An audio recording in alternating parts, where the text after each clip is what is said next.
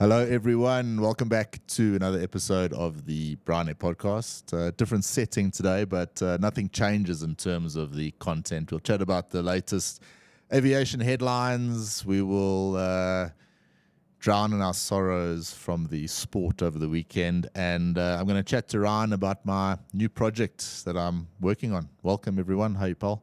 Hey, Kaz. What do you think? I dig it. Very different to what we normally do, and even the feel of it is, takes a bit of getting used to. But I was almost thinking it's a bit like super sporty. Don't mention sport just yet. Let's delay that. I took a lot of heat. This is the whole nation did, but we'll get to that later. Yeah. For everyone that's watching on YouTube, obviously this is in our studio, and of course the nice level D Sims in the background doing their thing. So let's jump into it. I thought first, actually, I want to chat to you about, because it's a story that I'm glad we can put to bed finally.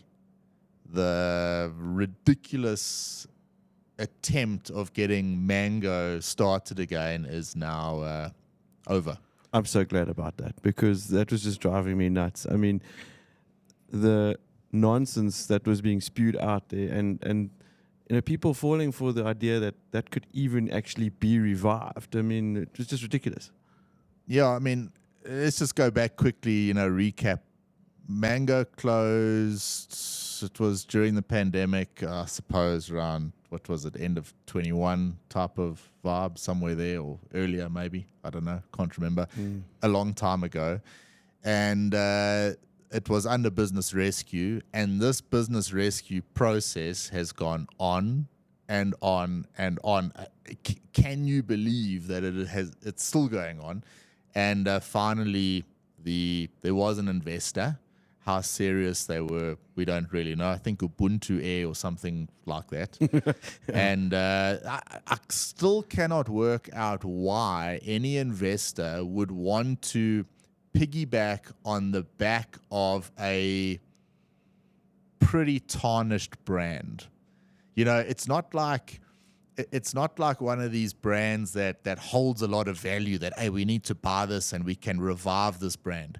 That brand was non-revivable. I mean, let's just call it like it is. So what did they have that they were actually trying to say, yes, let's get this dinosaur, flying again? I cannot understand it. I can only believe that there was a bit of an attempt to just keep this process going, as opposed to any real attempt to start another airline again. Yeah, no, I totally agree, man. Like you said, the brand was cuck. Pretty cuck, and there was no infrastructure to even start anything with. The planes had all been sold, scrapped, sent back to the owners, whatever the case may be.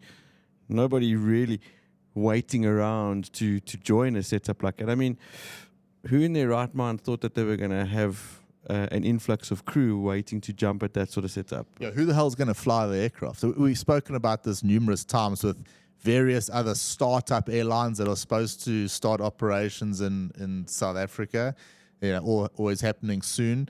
But, who the hell's going to fly the planes? Where are you going to find the expertise?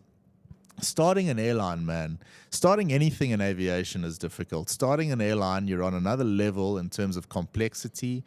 Trying to harness specialized skills across the board. It is such a big challenge that I think people don't necessarily give aviation the amount of credit it deserves. When it's not a normal startup. This isn't a digital product. This is a heavy moving machine that requires an awful lot of money and an awful lot of manpower to get that airline up in the air. So yeah, as well as the bureaucracy and the red tape and the compliance nonsense. I mean, well, that's not even talking about that stuff. But I mean, the bureaucracy side alone is insane. So anyway, that now I believe it's not a straight liquidation of them. If I read the article correctly, it's an attempt to wind it down and put it to bed. So But Last time we speak about Mango on the Bryan Air Podcast. Yeah. Nothing against Mango, of course. In its heyday, bearing in mind, it had about 16 aircraft. Yeah, If look, it memory was serves me correct, 16 737-800s probably one of the main sort of airlines people would choose to fly on if they were going off to Cape Town over a weekend. So it was a good airline in its day. It had a lot of good crew there. The guys were well trained. It was a legit airline.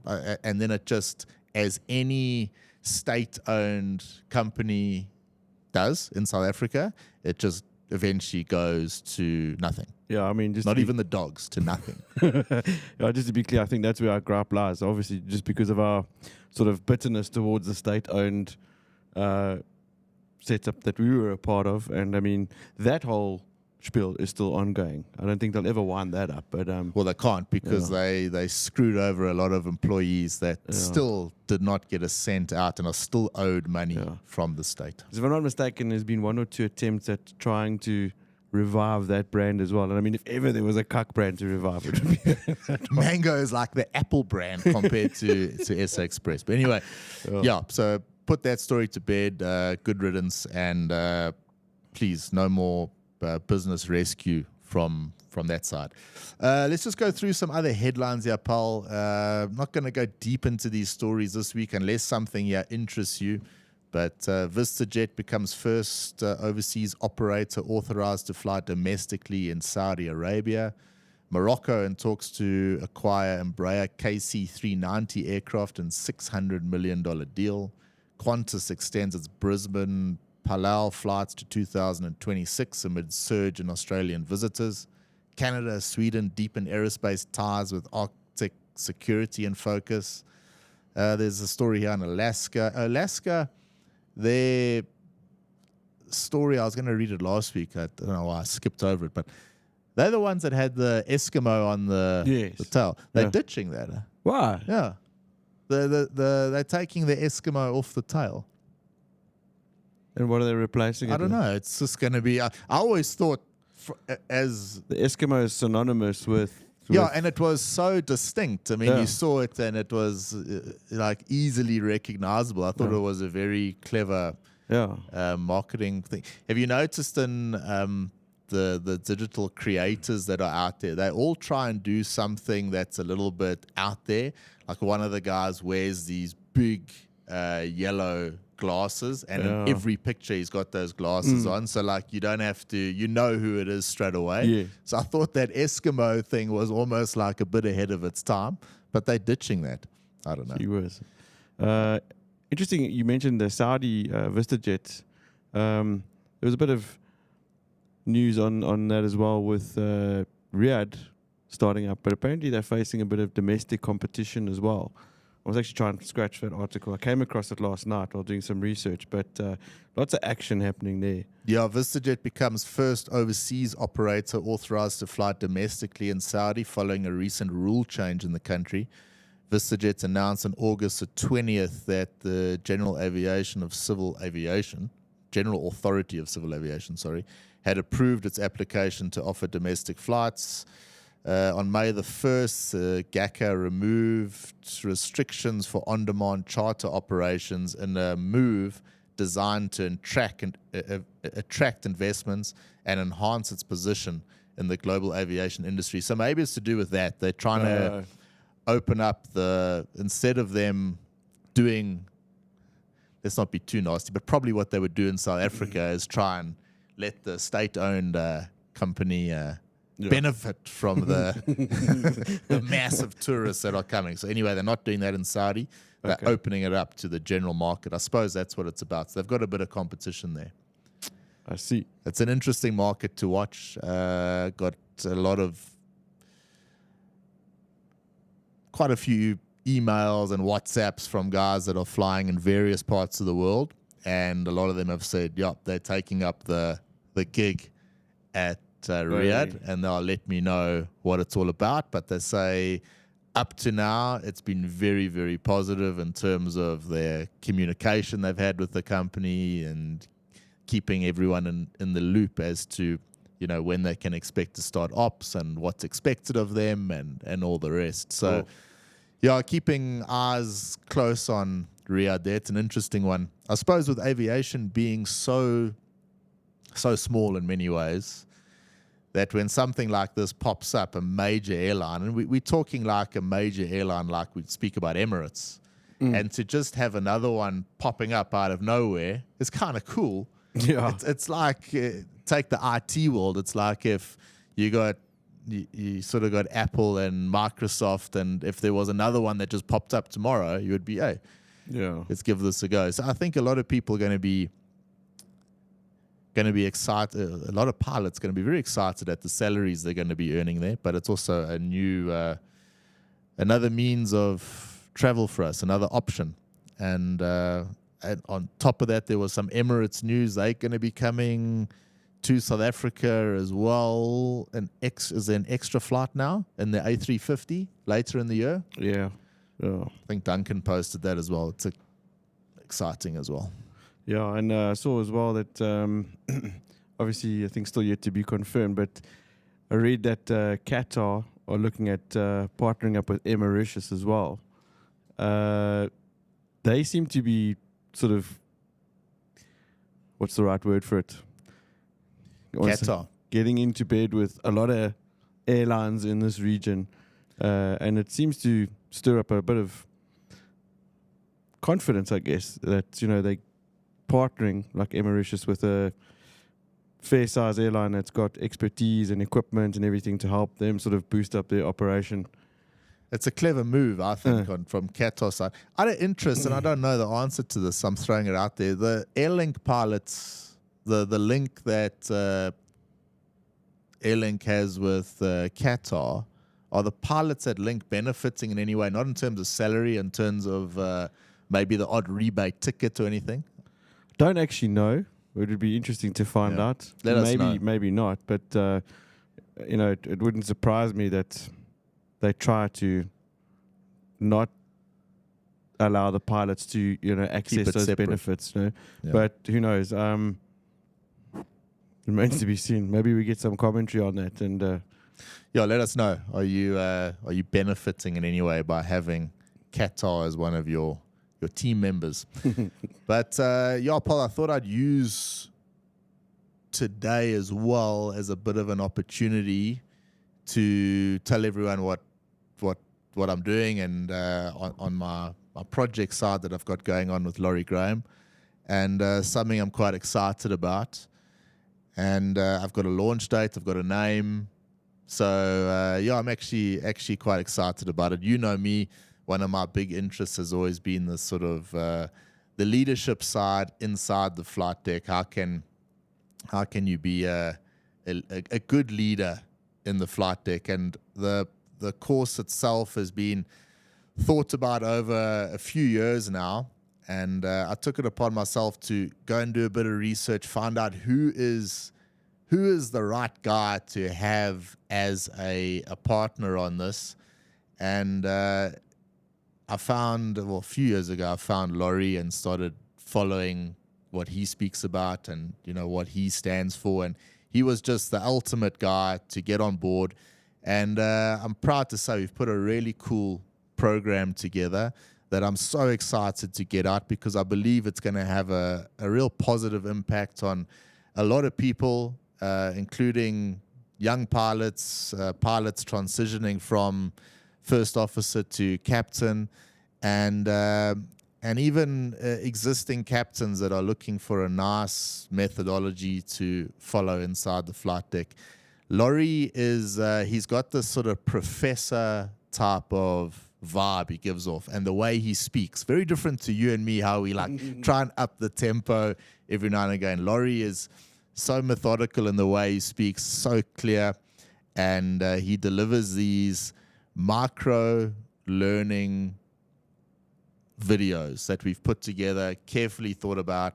They're not just sucked out of thin air. They carefully put together. There's case studies involved for almost everyone, and they just really, really good. And I really want to get it out there into the aviation industry and beyond, because I believe it's necessary. you would have found, sitting there in the instructor's chair, where the biggest issue that most pilots have is their ability to manage an abnormal situation, to analyze the risk, and to have this whole situation playing out in front of them under control.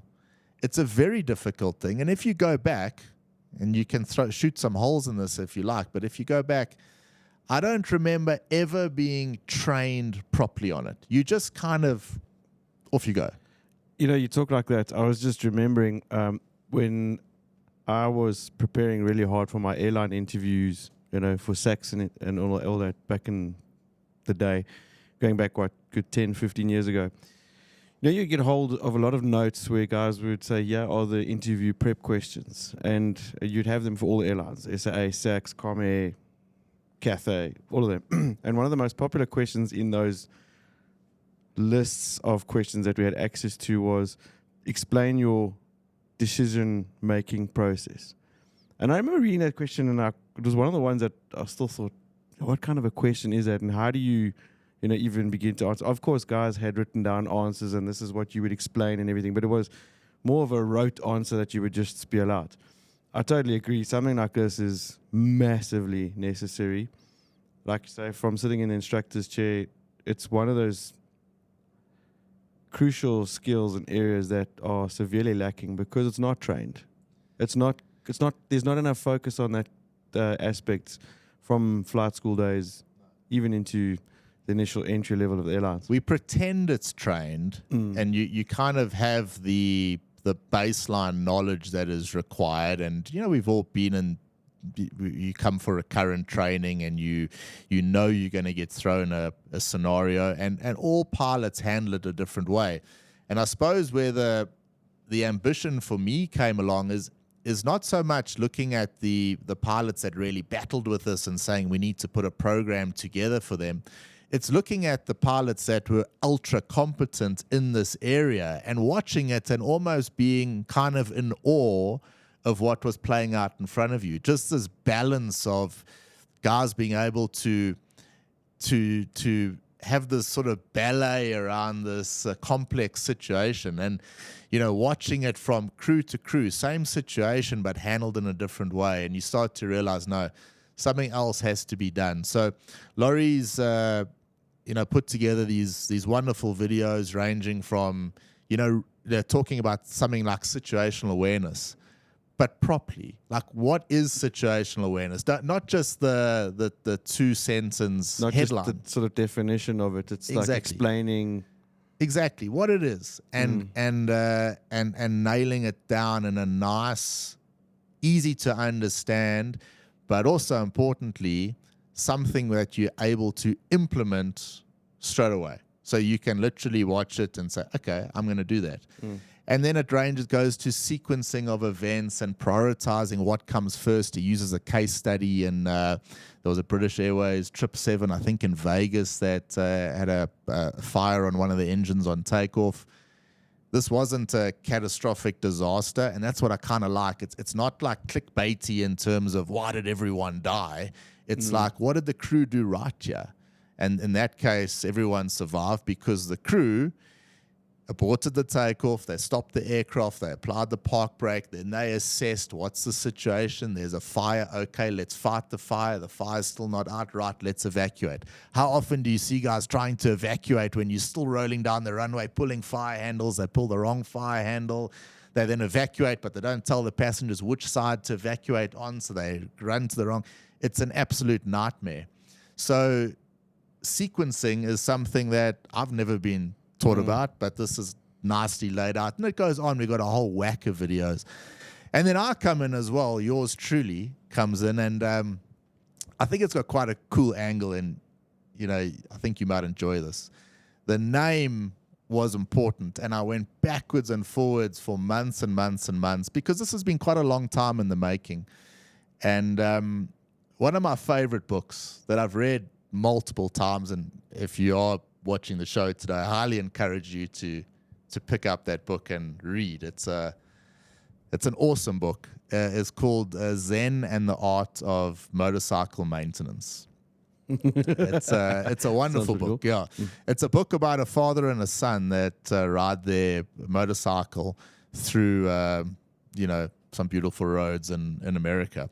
It's many years old. Robert Persig is the author, and it's one of the, I suppose, entry-level book into philosophy. So if you Google, if you go into YouTube and search it a bit, you'll see a lot of philosophy graduates or people in higher learning in that philosophy field say, look, if you want to get into philosophy, then start with that book. It's a good eye opener into what it's all about. And subsequently, the type of content we're speaking about and the story that we're trying to tell kind of follows a similar model to what you find in that book, where Laurie comes in with this highly detailed, softly but methodically spoken aviation principle, and I then come in with how are you going to implement this, and how are you going to implement this in your day-to-day life? Because, and I'm sure you'll agree here, the program is supposed to cover two elements. The first element is what I spoke about already, the lack of training in this field, the deep understanding of what these aviation principles are.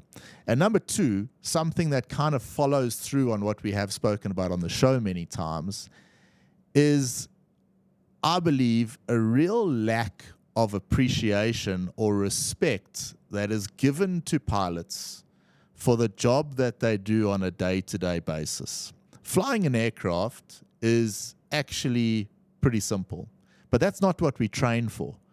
We train for when the shit hits the fan. And that's what this is all about. And if you look at the way pilots handle these complex situations when we're dealing with an abnormal, it's a bit of mastery going on there. There's so many things taken into account. And I think we need to celebrate that a bit more on the first hand, and also start to say, but hang on, this process, these concepts, these principles can be used anywhere else. And that's kind of where I come in. And I'll speak about that sort of side. So the program itself is called Kaizen and the Art of Command. So if you'll start seeing a bit more about it now. Kaizen being a concept that we have used from day one on the show. You're not trying to become 100% better. You just want to be a little bit better, a little bit better. And this belief that you can, watch a video and suddenly your knowledge is up 50%, or read a book and suddenly you're a changed person, it doesn't exist. So the idea with this is to say, okay, we as pilots, we have these principles and concepts that we use in the flight deck. In order to improve on those, why don't we kind of use them in everyday life? And you'll find a lot of pilots subconsciously already, you do. It's a strong way of living your life, a safe way.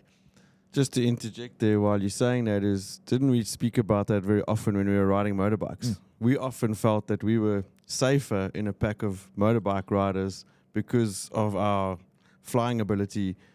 I just suppose situational awareness, risk assessment, all that sort of thing packaged into how dangerous riding a motorbike is, but how you handle it as well. You're 100% right. I mean, those trips down to Margate, Ryan and I used to go ride our Harleys to Africa Bike Week, and we were with a group of about, 10 other hooligans.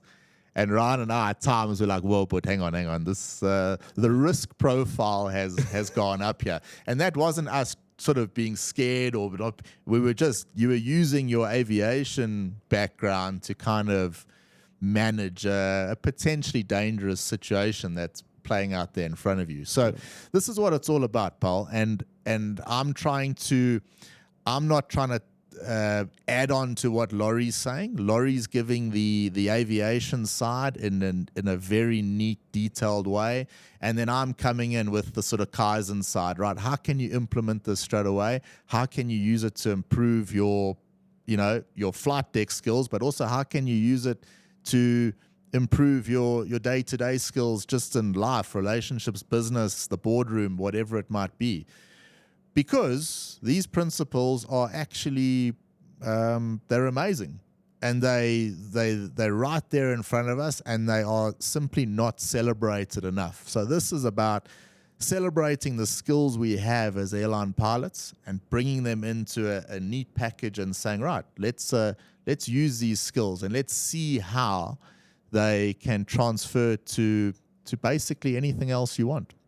Sounds exciting, guys, and I'm sure a course like that's going to be well received because, we've said this before as well, but how often do you watch influencers or a lot of creators out there or even these guys that do TED Talks, and they often, 9 times out of 10, will reference, the way a pilot flies an airplane, and I think that could use a bit of a bit of a refreshing angle. So, yeah, good job. It sounds like it's going to be a hell of a program to be involved in. Yeah, no, thanks, Paul. So you can expect a launch date is going to be the second week of September. So probably, I think Friday the 12th of September, we're aiming for there.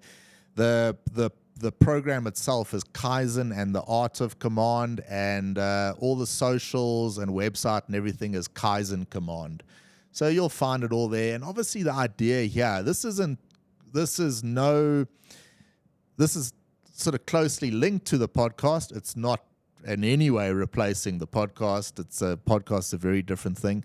But what it's all about, Paul, is we know that there's a different situation playing out in the world at the moment with AI. And this is about bringing the communities in closer. We've got a very, very strong community on the Bryan Air side. In fact, on many discussions that we've had, the number one reason for carrying on and pushing and trying to make the show better is the community around the show. People that take time after we've spoken about a particular subject and then take the time. Imre, just as an example the other day, giving us gen on things, and this is my opinion. And over the years, all those things that have come in have actually influenced, the show, but in our lives in many ways and ways we instruct. So this community element is highly, highly valuable. And I look at the Bryan Air side of what we do as the community. Like, this is for the community. And of course, you have these little offshoot on projects like this Kaizen Command that obviously I rely on the community to give a go and see what you think, and help change its direction. But if you're not 100% sure of what I'm talking about there, I want to give you a bit of an example here. So this last weekend, Drickus fought Khamzat Chimaev. And this was always going to be a very difficult fight for Drickus. It was a horrendous weekend of sport if you're a Safa. It was an absolute dog show. And I tell you what, when the Springboks lost again, I wanted to curl up in my bed and just cry. But I was immediately nervous for Drickus the next day. It just didn't. Because it just set the tone of this isn't going to go well. Everyone was like, look, Drickus is going to save it for us. And I just want to give you an example here. And I think this, to me, is the best analogy. If you didn't watch the fight, you probably don't understand what we're talking about. But just to give you a brief recap, Drickus survived 5 rounds against one of the meanest fighters out there. But the opposing fighter had him under control basically for 95% of the fight. So what that was a situation that we see playing out all the time. That was a guy with guts, determination, strength, discipline, everything, you name it, Drickus has got it.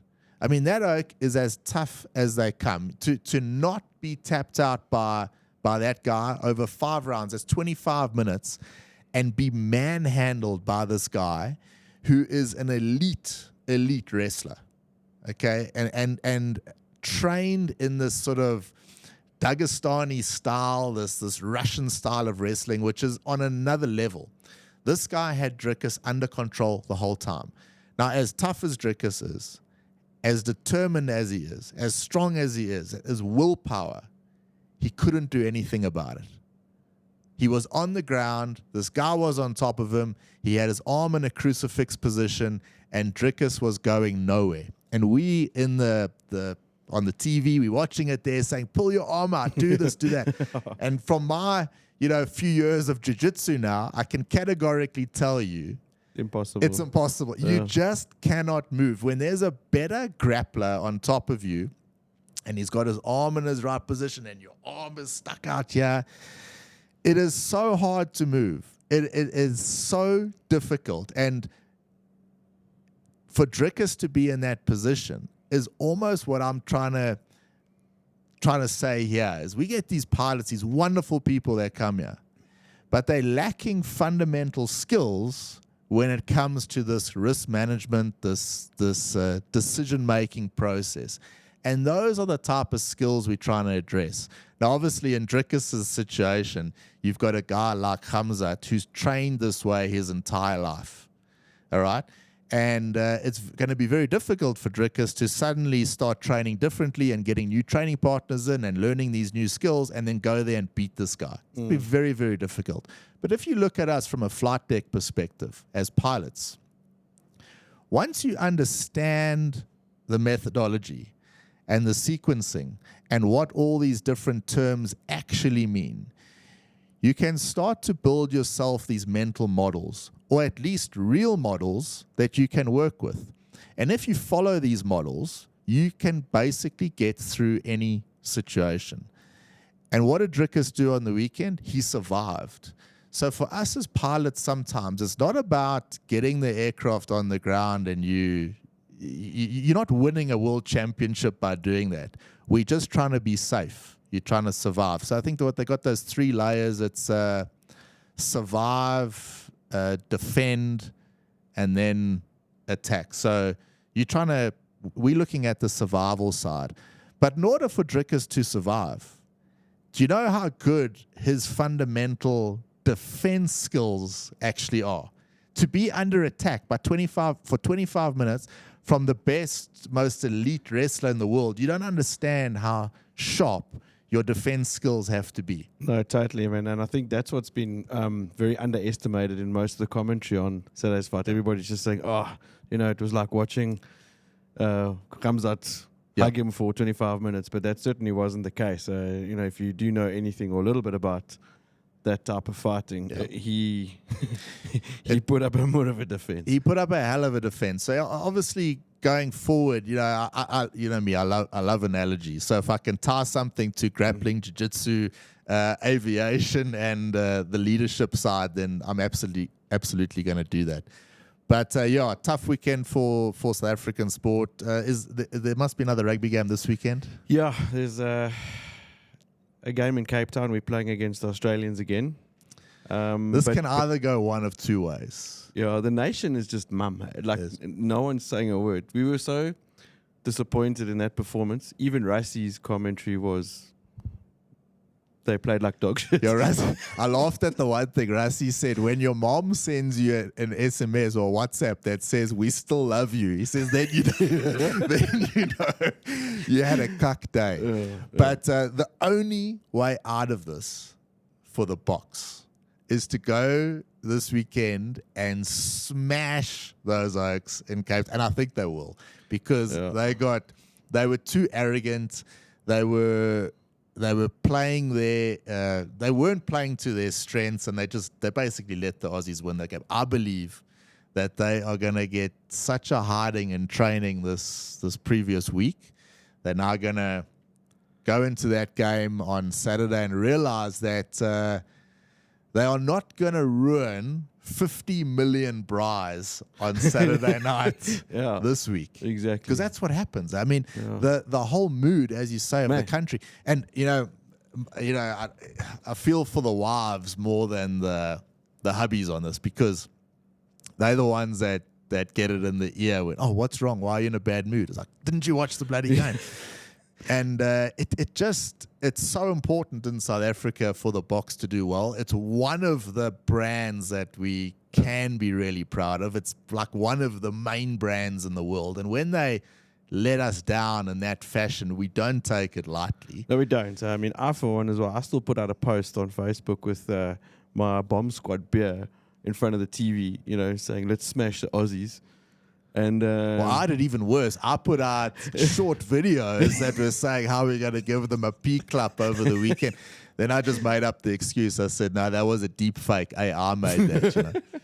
But let's hope that doesn't happen again. Yeah, I know. We'll stand behind them and just let them not stuff it up again this weekend. That's it. Well, thanks, Paul.